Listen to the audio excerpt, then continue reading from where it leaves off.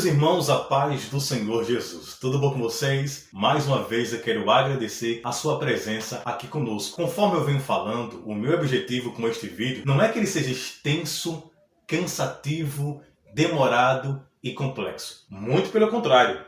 O meu objetivo é que este vídeo e os demais sirvam como um apoio, um auxílio para você que é professor e também aluno. E que este vídeo, de forma clara, objetiva e rápida, ele possa servir como auxílio, como apoio, para que você tenha um bom desempenho na Escola Bíblica Dominical. Dito isto, a lição de número 8, nós estaremos estudando a lição de número 8, que diz comprometidos com a Palavra de Deus. Este é o tema da lição de número 8. E para que você possa atingir o objetivo geral que a lição propõe, ou seja, o objetivo geral é demonstrar o nosso compromisso com a Palavra de Deus. Para que possamos atingir este objetivo, nós temos que atingir 3 objetivos específicos, os quais são: primeiro, afirmar a autoridade da Bíblia. Segundo, mostrar o zelo pela boa doutrina. Terceiro, pontuar os cuidados quanto aos modismos. Certamente que, se nós atingirmos estes 3 objetivos específicos,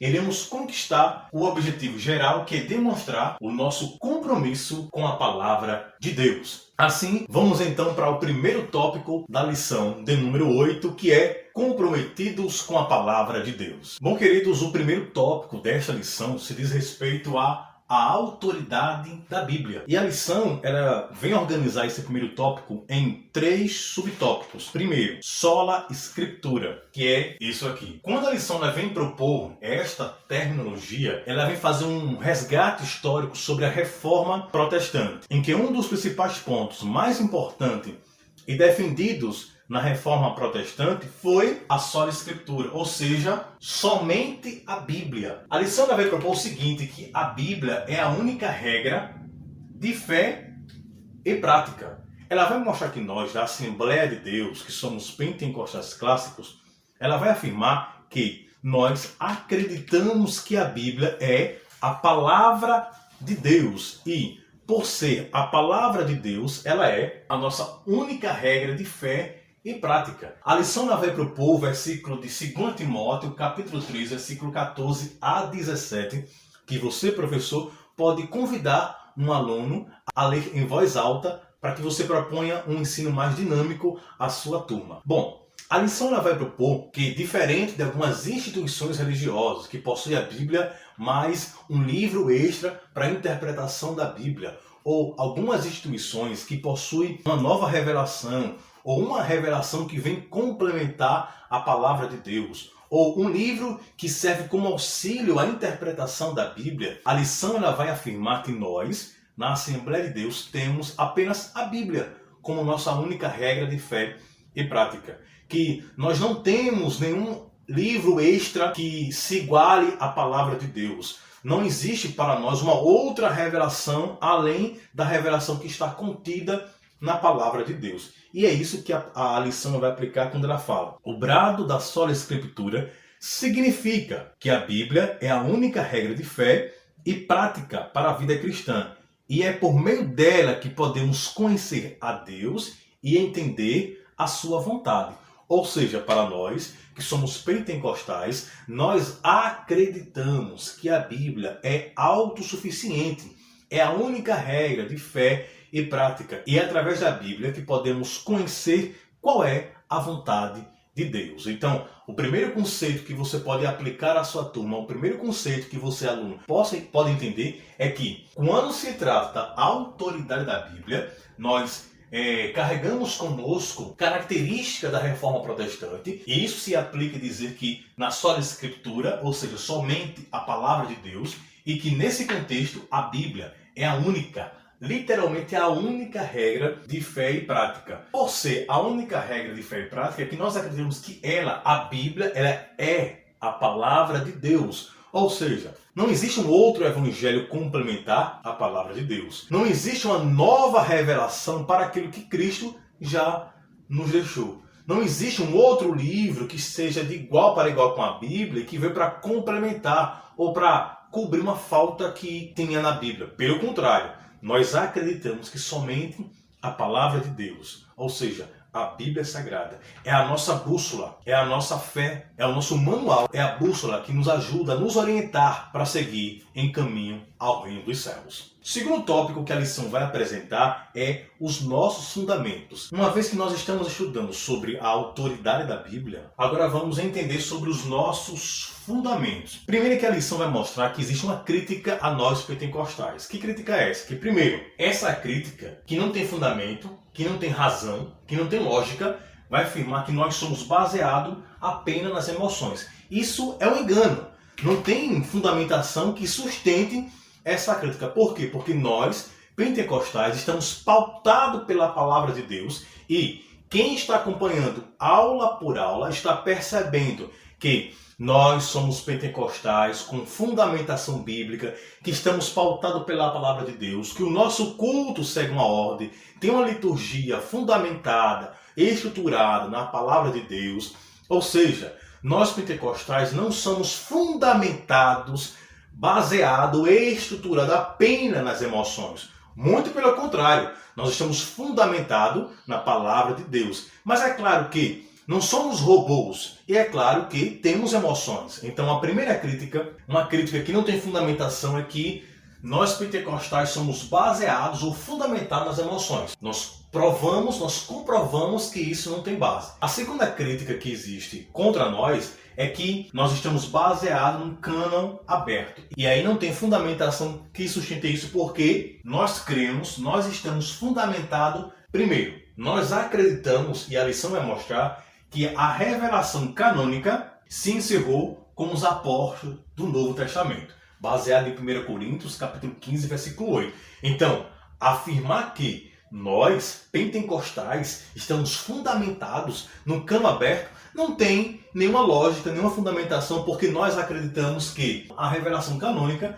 se encerrou com os apóstolos no Novo Testamento, baseado em 1 Coríntios, capítulo 15, versículo de número 8. Então, em se tratando dos nossos fundamentos, a lição vai mostrar que essas duas críticas não têm lógica, não têm fundamentação. Dando continuidade, a lição vai falar o seguinte: no que nós cremos, e além disso, a nossa fonte de autoridade é a Bíblia. Ou seja, nós acreditamos piamente, conforme eu acabei de falar no primeiro subtópico desta lição, que nós temos a Bíblia como nossa única fonte de regra de fé e prática. E aí, as nossas declarações, todo assembleiano tem que ter a declaração de fé das Assembleias de Deus, o nosso credo. E aí, o que a declaração da Assembleia de Deus vai afirmar? Primeiro, nós cremos na inspiração divina, verbal e plenária da Bíblia Sagrada. Única regra infalível de fé e prática para a vida e o caráter cristão, baseado em 2 Timóteo, capítulo 3, versículo 14 a versículo 17. Então, nosso fundamento está firmado na autoridade, na palavra do Senhor. Mais à frente ainda, em se tratando da declaração de fé da Assembleia de Deus, logo no capítulo 1, sobre as Sagradas Escrituras, a declaração vai afirmar: nossa declaração de fé é esta. Cremos, professamos e ensinamos que a Bíblia é a palavra de Deus, única revelação escrita de Deus, dada pelo Espírito Santo, escrita para a humanidade, e que o Senhor Jesus Cristo chamou as Escrituras Sagradas de a palavra de Deus. Então nós acreditamos piamente que a Bíblia é a palavra de Deus. Volto a afirmar, a Bíblia é a palavra de Deus e, além dela ser a palavra de Deus, é o nosso fundamento. E, além de ser o nosso fundamento, é a única regra de fé e prática para o cristão viver. Ou seja, a Bíblia é a nossa bússola que nos guia, que nos ajuda a chegar às mansões celestiais. Além disso, para complementar esse segundo subtópico, a lição vai falar o seguinte: não necessitamos de uma nova revelação extraordinária ou pretensamente canônica, baseado em 2 Pedro, capítulo 1, versículo do 19 ao 21. Então, nós, cristãos da Assembleia de Deus, segundo a lição, nós não precisamos de uma outra revelação, nós não precisamos de um outro evangelho, ou nós não precisamos Não há necessidade de vir uma outra revelação especial, de que surja um profeta por aí e que tenha uma revelação para complementar o que está na Bíblia. Muito pelo contrário. A Bíblia já tem tudo o que necessitamos. A Bíblia já é a revelação. Nós já temos essa revelação. A Bíblia é a palavra de Deus. Então, o nosso fundamento é, sem dúvida, a palavra de Deus. E conforme está bem explicado aqui, nós não somos baseados meramente nas emoções. Nós não acreditamos cano aberto e, pelo contrário, nós acreditamos que a revelação canônica se encerrou, como os apóstolos do Novo Testamento. Dito isto, nós vamos caminhar agora para o terceiro subtópico, que diz: não somos deístas. Mas o que é isso? O terceiro subtópico desta lição, ela fala sobre que não somos deístas. E a lição, de forma muito clara, vai falar o seguinte: deísmo é a doutrina que afirma a existência de Deus, mas que ele está muito longe de nós e não se envolve com os assuntos humanos. E aí é claro que nós não concordamos com isso e não somos isso. Ou seja, nós não acreditamos que Deus está longe de nós e que ele não se envolve nos assuntos do ser humano. Muito pelo contrário. Se não somos deístas, o que somos? Nós somos teístas. Ou seja, nós não somos deístas. E a lição vai falar o seguinte: nós somos teístas. E afinal, o que é ser teísta? O que cremos? Primeiro, cremos que Deus não está longe de cada um de nós, baseado em Atos, capítulo 17, versículo 27. Segundo, ele, Deus, está interessado no ser humano, baseado em Hebreus, capítulo 11, versículo 6. Então, meus queridos, nós não somos deístas, nós não acreditamos que Deus está longe e que, além dele estar longe, ele não está interessado nos assuntos do ser humano. Muito pelo contrário. Segundo a lição, nós somos teístas. E o que isso significa? Deus não está longe de cada um ser humano. Baseado em quê? Em Atos, capítulo 17, versículo de número 27. Mas não se encerra por aí. Além disso, nós acreditamos que ele está interessado no ser humano. Baseado em Hebreus, capítulo 11, versículo de número 6. Então, com base nisso, nós, primeiro, acreditamos que na sola Escritura, ou seja, que a Bíblia, somente a Bíblia, nós acreditamos que a Bíblia é a palavra de Deus. Volto a falar, a Bíblia é a palavra de Deus. Ela é a única regra de fé e prática do cristão. Segundo, nos nossos fundamentos, nós não precisamos, não há necessidade de que venha uma outra revelação para complementar a palavra de Deus. Nós, membros da Assembleia de Deus, acreditamos na palavra de Deus. É isso que diz as nossas declarações de fé da Assembleia de Deus, que por sinal é bom você, professor, e você, aluno, ter também a declaração. Além disso, a lição ela vem mostrar que nós não somos deístas, e sim teísta, que Deus não está longe e que ele está interessado em tudo que envolve o ser humano. Dito isto, nós avançamos agora para o segundo tópico da lição, que é o zelo pela doutrina. Neste segundo tópico está baseado em 3 subtópicos, que o primeiro é ensino ou instrução. Vamos lá. Bom, meus irmãos, o segundo tópico desta lição é o zelo pela doutrina.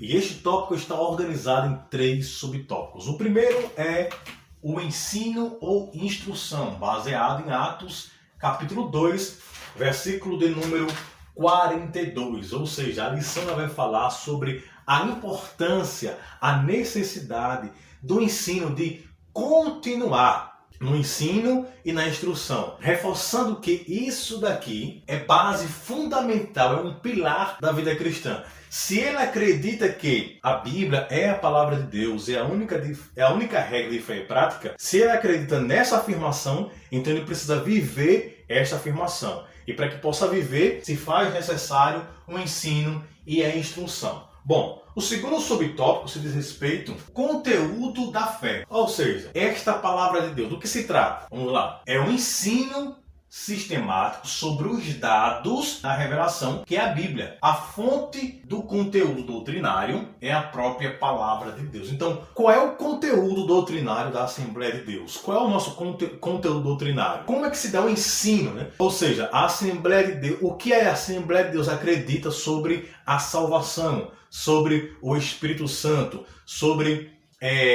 o arrebatamento da igreja. Como é que ela acredita nessas questões, né? Sobre a palavra de Deus. Então, essas questões de forma sistemática. Então, quando a lição apresenta o conteúdo da fé, é um ensino sistemático sobre a própria palavra de Deus de forma sistemática. Agora, o importante ressaltar é que esse ensino sistemático, a fonte deste ensino, se diz respeito à própria palavra de Deus. Então, tudo se diz respeito à palavra de Deus. Não é que vem uma nova revelação. Muito pelo contrário. Esse ensino doutrinário, ele é organizado de forma sistemática e é apresentado à igreja. Nesse quesito aqui, o ensino ou instrução, o conteúdo da fé, do ensino sistemático, é apresentado em forma de ensino ou instrução. É por isso que é muito importante o cristão estar presente nos cultos de doutrina, na escola bíblica dominical, nos seminários, nos estudos bíblicos. Por quê? Porque nessas ocasiões é apresentado o conteúdo da fé de forma sistemática nos ensinos e na instrução. Por fim, a lição vai falar sobre a nossa confissão de fé e a Bíblia. A nossa confissão de fé não é de autoria particular, pois expressa o pensamento e a vida da igreja. Esse documento é submetido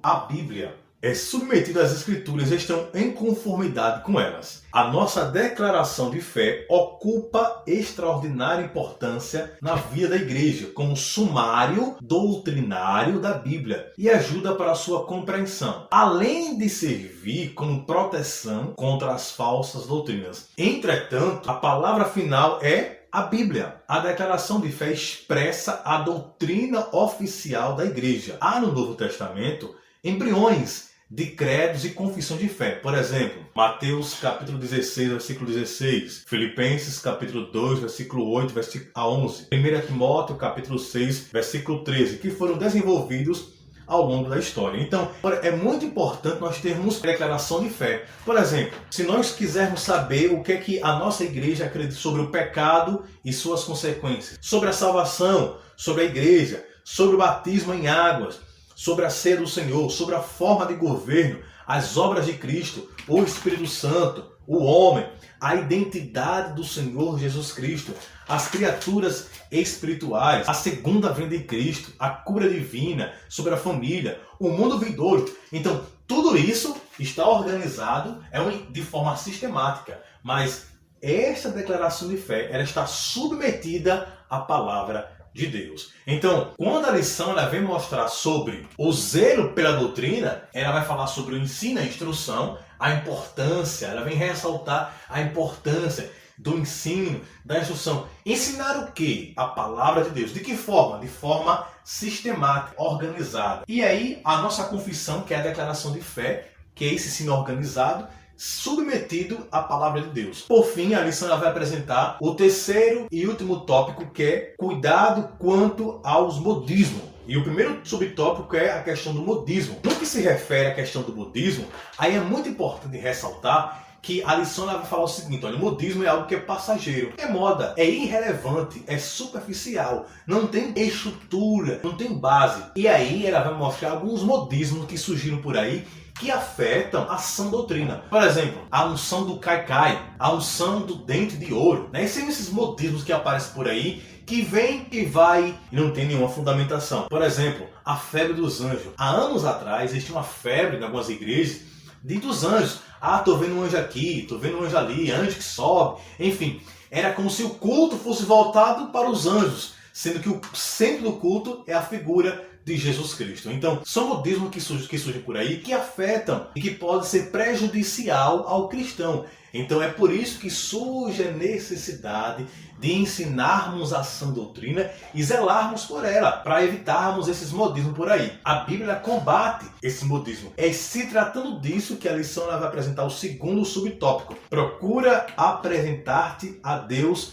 aprovado. Nesse quesito aqui, a lição vai se tratar principalmente em relação a obreiros. Então você que é obreiro, que serve na casa do Senhor, obreiro é aquele que está envolvido em alguma obra. Então a nossa igreja, ela acredita o seguinte, que o obreiro é que está trabalhando, obreiro de obra, obra fala de serviço na casa do Senhor. Então você, meu querido amigo, tem que sempre se apresentar como obreiro aprovado, testado pelo Senhor, que zela pela sã doutrina. O terceiro subtópico é como obreiro que não tem do que se envergonhar. Ou seja, a nossa declaração de fé fala o seguinte, o termo obreiro é genérico e usamos praticamente para todos os cargos e funções da igreja. Agora, no que se refere aqui como obreiro que não tem do que se envergonhar, é que você, obreiro, tem um bom testemunho. E além de ter um bom testemunho, é que aquilo que você prega, você possa viver na prática. E que você possa manejar bem a palavra de Deus. E aí a lição fala que maneje bem a palavra de Deus. Esta palavra manejar bem se diz respeito a cortar reto, cuja ideia é cortar em linha reta. A ideia é manter o curso correto. Ou seja, você que é obreiro, que você possa manejar bem a palavra de Deus, mas que esse manejo seja correto e seja pautado pela palavra de Deus. Que você ensine a igreja a sã doutrina. Detalhe, é quando você for fazer uso do púlpito, pregue a palavra de Deus. Que você ensine a igreja, que você instrua a igreja. Púlpito não é lugar de desabafo. Púlpito não é lugar de perseguição. Púlpito não é lugar para contar histórias que nada tem a ver, que nada contribui no ensino da palavra de Deus. Se você foi chamado para pregar, se você recebeu a oportunidade para pregar, que você pregue somente a palavra de Deus. Não esteja preocupado com os movimentos ou o que possa acontecer. Muito pelo contrário. A sua principal preocupação deve ser em pregar bem, de forma clara, de forma objetiva, que o povo entenda, que o povo saia alimentado e bem alimentado pela palavra de Deus. E aí, a lição ela busca concluir da seguinte maneira: nós temos compromisso com a palavra de Deus e cremos que ela é a única revelação de Deus escrita para a humanidade. Diante disso, fica claro que nenhuma outra literatura exerce autoridade sobre a nossa vida. Ou seja, a Bíblia ela é suficiente. Ela é a minha única regra de fé. É por ela que eu vou moldar a minha vida. Não se faz necessário uma outra revelação. Segundo, se faz necessário que ocorra a instrução da palavra de Deus, do ensino, de maneira clara, de maneira sistematizada, para que o povo, para que a igreja possa ter fundamento, possa ter base, né, da sua fé, né? Para que o povo possa entender. Então você que é membro da Assembleia de Deus, né? O que a Assembleia de Deus pensa? O que ela crê? É por isso que existe a declaração de fé da Assembleia de Deus, que está submetida, que está pautada pela palavra de Deus. Ela não é superior à Bíblia, muito pelo contrário, a Bíblia é superior. E terceiro, você que é obreiro, que você possa manejar bem a palavra de Deus, que você possa instruir o povo, que você possa ensinar o povo. E quarto, devemos tomar sempre cuidado com os modismos que existem por aí, que vem e que passa. Que o objetivo é trazer estrago à igreja, é prejudicar a sã doutrina. É por isso que nós que somos obreiros, há uma necessidade, há uma cobrança, para que possamos estudar cada vez mais, para que possamos nos debruçar nos estudos, para compreender a palavra de Deus, para que quando formos ensinar, possamos ensinar com clareza, objetividade, para que o povo possa se alimentar, porque a palavra de Deus ela é viva, é eficaz e é atual. Então, meus queridos, esta é a lição de número 8, que possamos estar comprometidos com a palavra de Deus. Eu desejo a você que é professor uma excelente aula, a você que é aluno uma aula maravilhosa e mais uma vez eu volto a falar, este vídeo tem como principal objetivo ser um resumo de forma objetiva, de forma clara e de forma rápida. Se você deseja obter material em PDF, em slide, entre em contato comigo, clica aí na legenda deste vídeo, tem um link, você vai clicar, vai falar diretamente comigo e vou mandar para vocês. Além disso, existem grupos, tanto no WhatsApp quanto no Telegram, no qual semanalmente eu estou mandando materiais, vídeos, material em PDF, que possam servir de apoio para você que é professor. Então que Deus te abençoe e até a próxima aula. Até lá, a paz do Senhor.